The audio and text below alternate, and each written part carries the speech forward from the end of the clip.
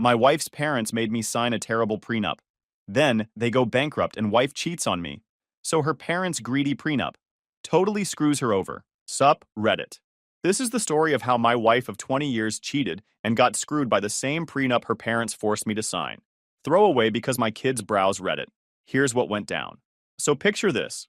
20 years ago, I, 48 male, was dating this girl Fiona for 2 years. Head over heels stupid in love. Think I'm hot shit because I just got promoted to logistics coordinator at a manufacturing plant. Making decent money, driving a Honda that was basically a glorified closet with wheels, living in a studio apartment with a Murphy bed. Her parents? Complete opposite end of the spectrum. Dad's some finance guy who wears those glasses that cost more than my monthly rent. Mom drives a Mercedes that she replaces every 3 years for safety. They live in one of those neighborhoods where every house looks like it was designed by the same architect who has a serious hard-on for columns and circular driveways. First time I meet them, I show up in my best khakis and a button-down from Target. Her dad gives me this handshake that feels like a job interview. You must be the operations fellow, he says, like I work in a coal mine. Buddy, I coordinate logistics, not mine diamonds with my bare hands. Dinner was this whole production. Crystal glasses for water, like we're dining with the queen. 3 forks. Who needs 3 forks? Her mom asks me about my 5-year plan and investment portfolio. Lady, my investment portfolio is putting $20 in a savings account and hoping my car doesn't die. But here's where it gets good. About 6 months before I propose, her dad pulls me aside at some family barbecue. He goes, "Son, I want to talk to you about protecting assets." I'm thinking he's going to give me stock tips or something. Nope. Dude whips out this leather portfolio, not a folder, a portfolio, and starts talking about prenuptial agreements like he's selling me a timeshare. It's just good business, he says. Nothing personal. Just protects everyone involved. When I finally propose, ring financed over 18 months because I'm not an idiot, her parents invite me over for a conversation. I show up thinking we're going to talk about wedding venues or some shit. Wrong again. They've got their attorney there. Their freaking attorney. At the kitchen table. With a binder. Not a folder, not some papers, a 3-ring binder with tabs and everything. This thing looked like it could launch missiles. The lawyer's speaking in that monotone voice lawyers use when they're about to screw you but want it to sound friendly. This is just standard protection for both parties, he says, sliding the binder across the table like it's a peace treaty. I flip through this thing and it's like reading stereo instructions written by someone who hates fun. Separate property. Tabbed in blue. Waiver of maintenance. Red tab. Should have been a warning. Infidelity clause. Orange tab. Yeah, they really went there. Inheritance protections. Green tab. The thing even had a table of contents. Her dad's sitting there acting like this is totally normal, like every engagement comes with its own legal seminar. It's really quite simple, he says. What's yours stays yours, what's hers stays hers. Clean and easy. The infidelity clause was my favorite part. If either party cheats and it can be proven by preponderance of evidence, fancy lawyers speak for, yeah, we're pretty sure you did it. That person forfeits any claim to attorney's fees. Her mom literally says, well, if nobody's planning to cheat, it shouldn't matter, right? With this smile that could freeze hellfire. Thanks for the vote of confidence, Karen. I'm sitting there like, are you fucking serious right now? But out loud I just go, okay. I guess that makes sense. Then comes the ultimatum, delivered by her dad with all the warmth of a parking ticket. This gets signed before the wedding or there is no wedding. Straight up hostage negotiation. Sign or the princess stays in the tower. I called my buddy Bill that night, frustrated as hell. Dude, they want me to sign some contract like I'm buying a house, not marrying Fiona. Bill's response, bro, if you're sure you're not going to cheat and you're not after her money, who gives a shit? Sign the thing and marry the girl. So I find this lawyer on the cheap. Guy operates out of a strip mall between a nail salon and a Subway. It's aggressive but not illegal, he tells me. Pretty standard rich people stuff. You comfortable with the terms? I'm thinking, I'm 28, I make decent money, I love this girl, and I'm not planning to cheat or steal from anybody. How hard could it be? Yeah, sure, whatever. Famous last words right there. So we got married. Beautiful wedding. Even though Fiona's parents controlled every detail like they were planning the invasion of Normandy. I wanted a DJ. They hired a string quartet. I wanted an open bar. They went with signature cocktails that nobody could pronounce. But whatever. I married the girl, not the wedding. And for the first few years, life was actually pretty great. We moved into this little starter house in the suburbs. 3 bedrooms, 2 baths, built in the 80s when everyone thought beige was the height of sophistication. But it had a garage, a yard, and neighbors who minded their own business. Perfect. Then the kids started coming. Claire first, then Nate 2 years later, then Luke 2 years after that, then Julia. 4 kids in 8 years because apparently we didn't own a TV, or birth control, or self-control. My wife wanted to stay home with them, and it made sense. So I became the workhorse, getting up at 5:30, hitting the gym before work because it was the only hour of the day that belonged to me. Promotions came steady: logistics coordinator, supply chain analyst, logistics supervisor, supply chain manager. Each step up meant more responsibility, more hours, more bullshit, but also more money. I was that guy who actually read the employee handbook, maxed out my 401k contribution, learned every system inside and out. Not because I loved work, but because I understood math. More hours equals more money equals a better life for the family. The house became our project. Spent weekends at Home Depot, learning how to install ceiling fans and fix leaky faucets, because hiring contractors for every little thing is how you stay broke. YouTube University taught me more about home maintenance than my dad ever did. The weeknight routine was clockwork. Come home, help with homework, eat dinner, bath time for whoever was small enough to need it, read bedtime stories, collapse on the couch. Weekends were soccer games, birthday parties, grocery runs, and whatever home improvement project I'd convinced myself I could finish in one afternoon. The mortgage refinancing was beautiful, though. Rates dropped, we had equity, credit score was solid. Went from a 30-year to a 15-year, payment barely changed. That move probably saved us $100,000 over the life of the loan. Fiona thought I was a genius. Her parents were tolerable during this phase. They'd visit, bring expensive gifts the kids didn't need, make comments about the neighborhood being charming, in that tone that meant anything but. But they seemed to approve of how we were handling things. Her dad even complimented my lawn once. High praise from a guy who pays someone else to cut his grass. The prenup became this weird family joke. "Thank God you two signed that thing," her mom would say at Christmas dinner. "Keeps everything simple." Her dad would nod like it was his greatest achievement, right up there with inventing fire. I'd just smile and change the subject. Fiona was good at the mom thing, I'll give her credit. She ran that house like a military operation. She knew every kid's teacher, every friend's parent, every schedule conflict 3 months in advance. I handled the money, the maintenance, the planning. She handled the logistics, the social stuff, the emotional heavy lifting. It worked. We paid off the house 3 years ago, 12 years ahead of the original 30-year schedule, right on track with the 15-year refi. Through every bonus, every tax refund, every spare dollar at that mortgage like it owed us money. The kids were growing up good. The house was ours. Work was stable. Money was steady. Normal problems. Normal solutions. I thought we'd figured it out. Then her parents' money started disappearing, and everything went sideways. Around year 15 of our marriage, I started noticing changes in her parents. Subtle at first. They stopped talking about their latest vacation or the new car. Then her dad started asking me about my 401k strategy and whether I thought gold was a smart hedge against inflation. Bad year in the markets became their go-to explanation for everything. Their country club membership lapsed temporarily. The vacation house in the mountains got sold to simplify things. The Mercedes got traded for a Honda. They still tried to keep up appearances, but you could see the cracks. Her dad, who used to talk about money like he was Warren Buffett's smarter brother, suddenly wanted to discuss conservative investment strategies and protecting principal. Translation: dude was scared shitless and had no idea what he was doing. Turns out playing rich guy is easier when you actually have money.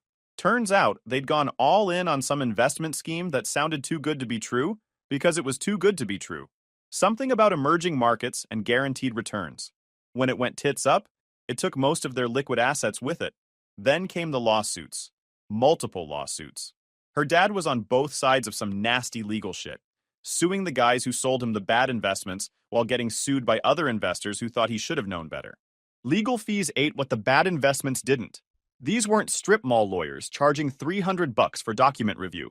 These were white shoe firms billing $800 an hour to argue about who was responsible for what. Her parents were hemorrhaging money fighting over money they'd already lost. My wife took it hard. She'd grown up thinking her parents were financially bulletproof, and now they were shopping at Target instead of Nordstrom.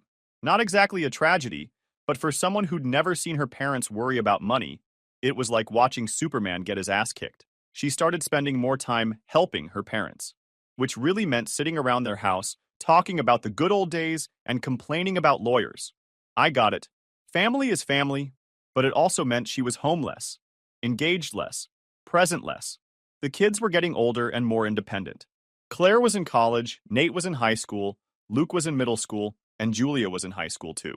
The intense hands-on parenting phase was winding down, and my wife was restless. That's when the finding herself phase started. First, it was a book club that met during the day, then yoga classes, then a pottery class, then some volunteer thing at the art museum. All perfectly normal stuff, except she was treating it like a full-time job. I'd come home from work and she'd be rushing out to some meeting or class or event. Don't wait up, became her standard goodbye. I'd handle dinner with the kids, help with homework, do bedtime routine, then sit on the couch wondering when the hell my wife was coming home. When I asked about it, she'd get defensive. I spent 15 years raising your children and running your house. Now I want to do something for me. Like I'd been holding her prisoner or something. Fair enough, I thought. Everyone deserves hobbies. But hobbies don't usually involve staying out until midnight 3 nights a week. The arguments started slow. Little passive-aggressive comments about appreciation and effort. She'd make dinner and then act like she'd performed surgery. I'd fix the garbage disposal and get a lecture about how I never noticed the things she did around the house. "You take me for granted," was her favorite line.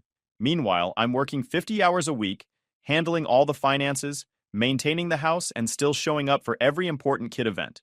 But apparently I wasn't emotionally present enough. I tried the date night thing, hired babysitters, made reservations, bought flowers, but it felt forced, like we were both performing instead of connecting. She'd spend half the dinner texting or talking about whatever drama was happening in her art museum volunteer group. The sex dried up around this time too. It went from regular to occasional to special occasions only. When I'd bring it up, she'd say she was tired or stressed or not feeling appreciated. Classic catch-22. Can't feel close because we're not having sex, can't have sex because we don't feel close. I own my part in this. I coasted on autopilot for too long. Work, house, kids, repeat. I figured if I kept handling my responsibilities, everything else would sort itself out. Wrong. But here's what pisses me off. I was still showing up, still working, still paying bills, still fixing shit, still being a dad. I wasn't perfect, but I wasn't checked out either. I was doing what I thought marriage was supposed to be. Partnership, teamwork, building something together. She was doing something else. I just didn't know what yet. The really screwed up part? Her parents started warming up to me during this period. They'd always tolerated me, but now they were actually friendly, asking about my work, complimenting the house, talking about how proud they were of the family we'd built. Her dad even said something like, "You've really provided stability for our daughter." That's not easy in today's world. Coming from a guy who used to act like I was lucky to breathe the same air as his daughter, it was weird. You know how in movies, the guy always finds out about the affair in some dramatic way? Walking in on them, seeing them at a restaurant, finding a love letter? Well, real life is way more boring. I found out because her phone was buzzing on the kitchen counter while she was upstairs getting ready for another one of her yoga nights. Just a notification lighting up the screen while I was cleaning up after dinner.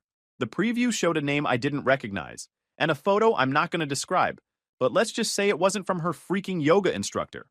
I didn't immediately confront her. I didn't scream or throw shit or make a scene. I did what any good operations manager would do.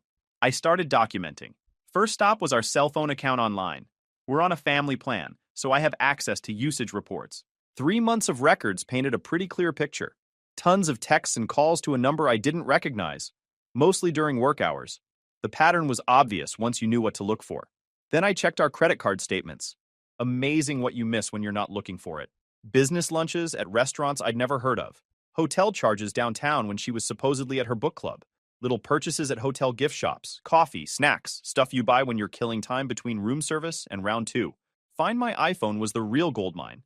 She'd never turned off location sharing because why would she? We're married, right? No secrets.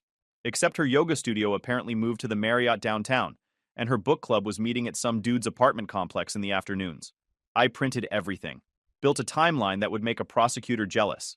Dates, times, locations, expenditures. The whole thing was laid out in a folder. The guy turned out to be some divorced dude she met through her volunteer work. Recently separated, kids every other weekend. The whole midlife crisis package. Found his social media pretty easily. posting pictures of his motorcycle and inspirational quotes about living authentically. Real deep thinker, this one. Probably has no regrets tattooed somewhere. 3 weeks of surveillance confirmed what I already knew.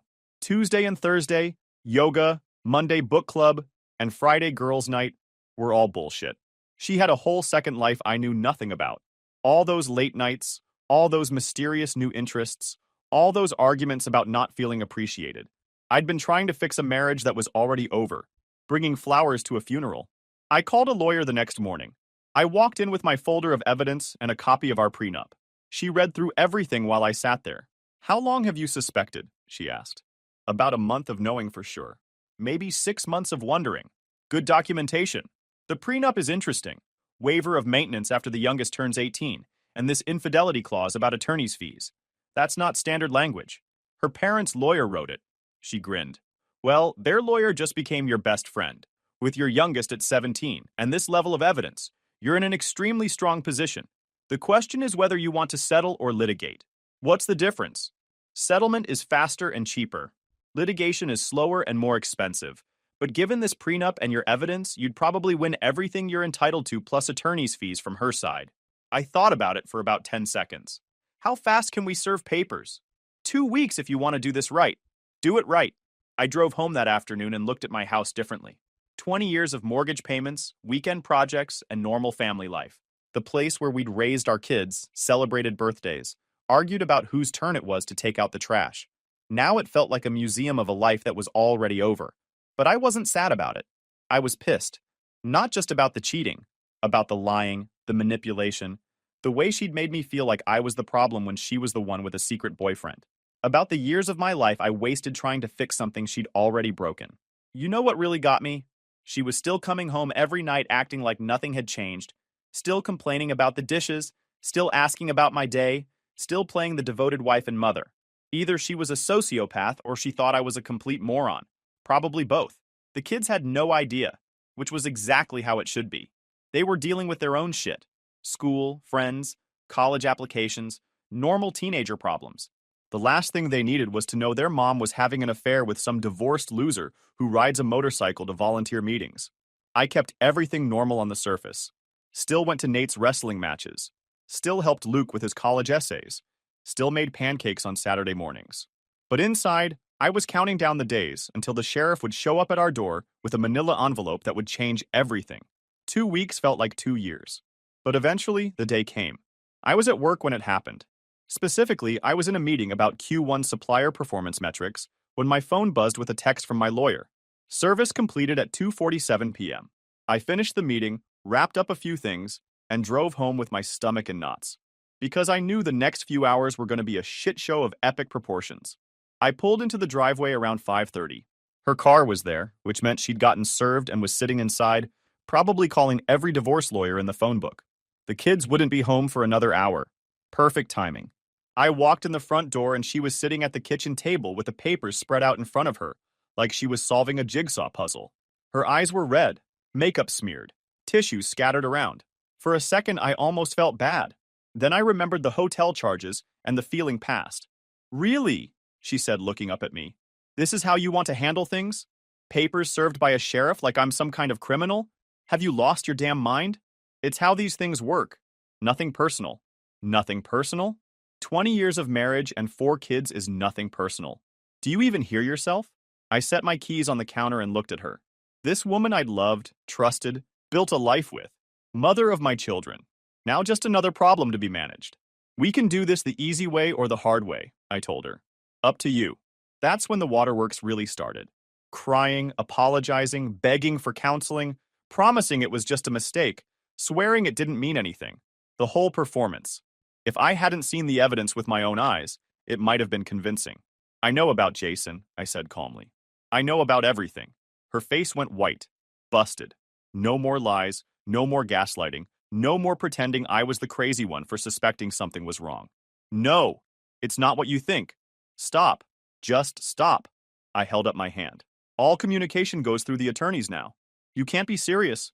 We have children together. We can work this out. The children will be fine. We're both going to be fine. But we're not working anything out. This is over. You can't throw everything away over one mistake." Watch me. You crossed the line, now deal with the consequences. 20 years. Doesn't that count for... Exactly, Fiona. 20 years weren't enough to teach you loyalty. I went upstairs, changed clothes, came back down, and started making dinner like nothing had happened. She sat at the table crying and making phone calls to her parents, her sister, probably a few lawyers. The kids came home one by one. Julia first, bouncing in from soccer practice, dirty and happy. Then Nate, arguing with someone on his phone about something that happened at school. Finally Luke, tired from his shift at the restaurant where he worked part-time. Normal family chaos. Someone asking what's for dinner, someone else complaining about homework. For a few minutes it felt like any other Tuesday night. Except their mom was sitting at the kitchen table looking like someone had died, and I was stirring pasta sauce while mentally calculating how to divide 20 years of accumulated stuff into 2 separate lives. I waited until after dinner. Then I asked them all to sit down at the table. Your mom and I are separating, I said. No buildup, no sugarcoating. It's not because of anything you did, and it doesn't change how much we love you, but we won't be living together anymore. Silence. Julia started crying immediately. She was 17, but still the baby of the family, still believed her parents were invincible. Nate got angry first. What the hell, Dad? Out of nowhere. It's not out of nowhere. Your mom and I have been having problems for a while. So fix them, Luke said. He'd been quiet until then, but now he was looking at me like I'd just announced I was joining the circus. Work it out. That's what married people do. Some problems can't be fixed, I told them. This is one of them. More tears, more questions, more anger. I stuck to the script. Problems we can't fix. Love you all. Nothing changes for you. We'll work out the details. I promised I'd still be at all their games, concerts, whatever they needed. What I didn't tell them was why. The cheating, the lies, the evidence sitting in my lawyer's office. That was adult business.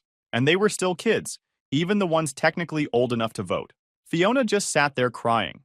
Didn't say a word, didn't try to defend herself or blame me or promise the kids we'd work things out. Maybe she finally understood the situation was unfixable. Over the next few days, she tried everything. Crying, begging, bargaining, threatening. She called my parents, my brother, my best friend, anyone she thought might convince me to reconsider. She suggested counseling about 50 times. She promised to end things with Jason. None of it mattered. I'd made my decision with my head, not my heart. The heart part was already over. Had been over for months, maybe years. Now it was just logistics. I moved into the guest bedroom and started living like a tenant in my own house. Separate schedules, separate meals, separate everything. The kids adjusted faster than I expected. Teenagers are resilient as hell when they need to be. But then she started using them as messengers. Tell Dad we should try counseling. Tell Dad he's being stubborn. Tell Dad he's hurting the family. Classic manipulation bullshit designed to put me in an impossible position. If I responded to the kids, I was dragging them into adult problems. If I didn't respond, I looked like an asshole who didn't care about his family. She knew exactly what she was doing.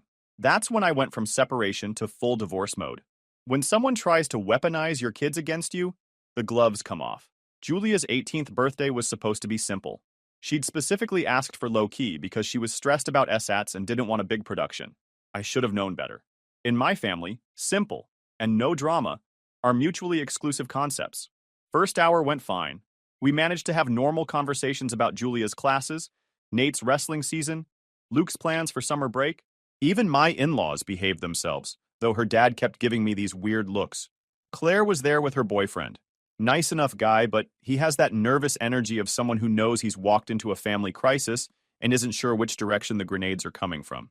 Smart kid, probably the only one reading the room correctly. We ordered pizza from Julia's favorite place. Julia seemed happy, which was the whole point. She's been the most affected by all this shit, probably because she's the youngest and still lives at home. Then, my wife decided to give a toast. She stood up with her Diet Coke, getting that look in her eyes that meant she was about to say something that would make everyone uncomfortable. I tried to catch her eye, shake my head. Anything to signal, don't freaking do this here. But she was already in full performance mode. I just want to say how wonderful it is to have the whole family together for such an important day, she starts, looking around the table like she's accepting an award. Family is the most important thing, and I hope we can always find ways to stay close, no matter what challenges we face. Dead silence. Everyone knew what she was really saying. Nate put his fork down and looked at her like she'd just started speaking German. Luke shifted in his chair. Julia's face went red. Mom, Nate said quietly. Please don't do this. Not tonight. But Claire couldn't leave it alone. What's wrong with wanting the family to stay together? She asked, jumping to her mom's defense like she always does. She's just saying she loves us. That's when Julia, sweet, quiet Julia, who never causes trouble, put her pizza slice down and looked directly at her older sister. Claire, stop. You don't actually want the family to stay whole. You just don't want anyone to find out you've been helping Mom cover up her affair. The silence that followed was so complete, I could hear the refrigerator humming in the kitchen. My in-laws looked like they'd been hit with a stun gun. Luke's mouth fell open. Nate's eyes went wide. Even the boyfriend looked uncomfortable, and he barely knew anyone. My wife tried to say something, but nothing came out. Just opened and closed her mouth like a fish. Claire started crying and stammering denials, but Julia wasn't done. I'm not stupid, she continued. I've known for months. The lies about where Mom was going, the deleted texts, the way you'd cover for her when Dad asked questions. I've been watching this family fall apart while everyone pretended nothing was wrong, and I'm tired of it. Then she got up from the table and went to her room. The room exploded. Claire crying, Fiona trying to explain, my in-laws demanding to know what the hell was going on, Luke asking if someone could please tell him what was happening. Nate just sat there looking like someone had told him Santa Claus was real, but also a serial killer. I stood up, grabbed my keys, and addressed the room like I was dismissing a particularly unproductive staff meeting. Party's over. Everyone needs to leave. Now. Took me about 3 minutes to clear the house. My in-laws left without saying goodbye. Claire left still crying, dragging her confused boyfriend behind her. Nate went to his room, probably to text his friends and try to figure out what the fuck just happened. Fiona tried to stay and talk, but I told her to go stay at her parents' house for the night. We'd deal with the fallout tomorrow through our lawyers. I found Julia in her room, sitting on her bed looking exhausted. I'm sorry your birthday got ruined, I told her. It's not ruined, she said. I'm just tired of everyone pretending. It feels better to have it all out in the open. Smart kid. How long have you known? I asked. Since last summer. I came home early from soccer camp and saw Mom's car at some guy's apartment complex. When I asked her about it later, she lied. Then I started paying attention to the other lies. Why didn't you tell me? She shrugged. What was I supposed to say? Hey, Dad, I think Mom's cheating on you? You guys needed to figure it out yourselves. I hugged her and told her she was the best thing her mom and I ever did together, which was true. Then I went downstairs, thinking about how an 18-year-old had just shown more maturity than anyone else in her family. Nate found me in the kitchen around midnight. How long have you known about Mom cheating? He asked. A few months. And Claire knew? Apparently. He thought about it for a minute. That's fucked up, Dad. Language, I said automatically, then realized how ridiculous that was given the circumstances. But yeah, it's pretty fucked up. That was the last time I spoke to Claire for 6 months. Not as punishment, not to be cruel, but because I couldn't trust her anymore. When someone chooses to participate in deception that destroys their family, they lose access to you. Simple as that. Some people called it harsh. I called it having boundaries. So here we are, 8 months later. Discovery is wrapped up, settlement negotiations are going nowhere, and my lawyer is practically salivating every time she looks at our case file. The irony is beautiful. Her parents spent God knows how much money on that prenup to protect their wealth from a gold-digging son-in-law. Then they lost their wealth. Then their daughter cheated. And now that same prenup is screwing her over. Here's how it's all shaking out. Maintenance, alimony, waived completely. The prenup specifically says no spousal support after the youngest child turns 18. Julia just turned 18, so that window slammed shut. Attorney's fees. Thanks to the infidelity clause and my folder of evidence, she gets to pay her own legal bills while I get mine covered. My lawyer estimates she's already spent $30,000 on attorneys.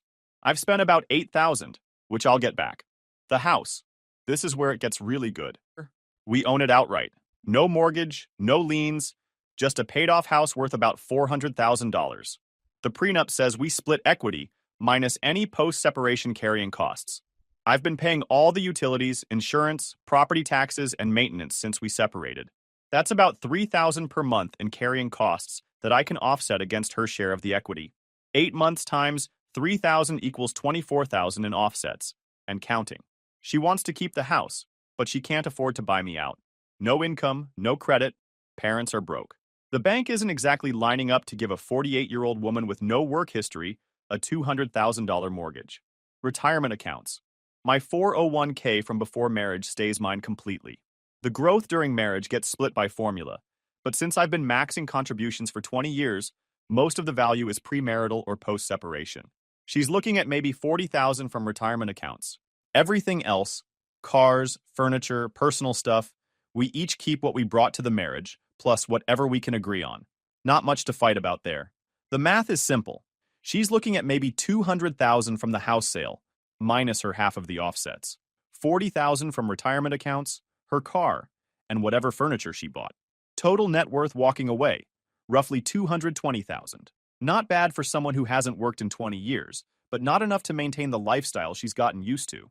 Definitely not enough to keep playing wine club volunteer while dating guys with motorcycles. My side, $200,000 from the house, keep my retirement money, my car, and no ongoing financial obligations to someone who decided to blow up our marriage. Plus, I get to stay in the workforce making good money, while she figures out what 48-year-old women with liberal arts degrees do for employment. Her parents were absolutely losing their shit. They keep trying to get involved, suggesting we work something out or think about the children. Her dad actually had the balls to call me and suggest I was being unnecessarily harsh, given our long family relationship. Dude, you spent 20 years treating me like hired help. We're not exactly blood brothers. I told him the prenup was his idea. The terms were his lawyer's work, and I was just letting their contract do what contracts do. He hung up on me. Fiona has moved in with her parents, which has to be a special kind of hell for everyone involved. 3 broke people sharing a house, blaming each other for their current situation. Her parents mad at her for cheating. Her mad at them for the prenup. Everyone mad at me for having the audacity to enforce it. Claire's still trying to play peacemaker, sending me texts about family forgiveness and everyone makes mistakes. I don't respond. When this is all over, maybe we'll have coffee and I'll listen to her. But right now, she's still team mom, and I'm not interested in being managed by a 22-year-old who helped cover up an affair. The other 3 kids are doing fine. Nate's wrestling season is going great. Luke got into his first choice college, and Julia made the honor roll again. They've all adjusted to the new normal better than the adults have. They get it. We're headed to trial. Her lawyer keeps pushing settlement offers that ignore the prenup terms. My lawyer keeps reminding them that contracts mean what they say. Unless she accepts reality soon, we'll let a judge sort it out. I'm not worried about the court. Judges see this stuff every day. We have a clear contract, overwhelming evidence of infidelity, and a paper trail that could choke a horse. As I'm writing this final update, I just got a text from my lawyer. My ex-wife's attorney called to discuss a realistic settlement framework that acknowledges the prenup terms. Translation: they finally read the contract and realized they're screwed. But it was too late. I was done negotiating with people who'd spent months trying to rewrite reality. We went to trial. The judge took one look at the prenup, one look at my evidence folder, and one look at Fiona's lawyer trying to argue that a 4-month affair wasn't really infidelity. And you could see her making up her mind in real time. My lawyer laid out the evidence like she was presenting a PowerPoint to executives. Cell phone records, credit card statements, location data, hotel receipts, hundreds of pages of documentation. Fiona's side tried the usual bullshit. Unfair contract, changed circumstances. Think of the children. Her parents took the stand crying about how they never meant for the prenup to be this harsh, and it was supposed to be more of a deterrent. Then they called Jason as a witness. Dude showed up looking like he'd rather be getting a root canal. Under oath, he basically confirmed everything. The timeline, the hotels, the whole thing. Her lawyer asked if he pressured her into the affair. Jason actually laughed and said she was the one who pursued him. Real romantic stuff. When Fiona testified, she tried the moment of weakness defense, cried on cue, talked about feeling unappreciated. But when my lawyer started asking about the lies, all the specific lies to me and the kids, she fell apart. Had to admit she involved Claire in covering up her trips to Jason's apartment. The judge didn't take long to decide. Came back from recess and basically said the prenup was clear, the evidence was overwhelming, and contracts mean what they say. Prenup enforced in full. Oh, and thanks to the infidelity clause, Fiona gets to pay both sides attorney fees, about $45,000 total. The aftermath was exactly what you'd expect. House sold, assets divided according to the prenup, everything finalized just like the contract said. Fiona walked away with about $180,000 from the house, after all the offsets I'd been racking up. Maybe $38,000 from retirement accounts, her car, and whatever furniture she wanted. Then got hit with the $45,000 legal bill that wiped out a big chunk of her settlement. I kept $220,000 from the house, all my retirement money, my car, and 0 ongoing obligations to someone who decided to trade 20 years of marriage for hotel room meetups. But here's where it gets really good. 2 weeks after the trial, Jason dumped her. Turns out banging a married woman is way more exciting when there's actual forbidden fruit involved. Once she was just another broke divorcee with financial problems, and poetry guy suddenly lost interest. Fiona started working retail at a department store, making $12 an hour, living in her childhood bedroom. Her parents had to sell their house to help pay her legal bills, but they owed more than it was worth. Ended up taking a loan against what little equity they had left just to cover the attorney fees. The kids are doing fine. Julia's crushing college, Nate made varsity wrestling, Luke's got his career mapped out. They see their mom when they want to, but they're not interested in pretending everything's normal when it's clearly not. Claire finally stopped trying to play family counselor after about 6 months of me not responding to her "we should all forgive each other" texts. Some bridges you burn, some bridges burn themselves. So that's it, Reddit. 21 years ago, I signed a contract I thought would never matter. Turns out it was the best legal document I ever put my name on. Her parents' greedy prenup totally screwed her over. Life is good.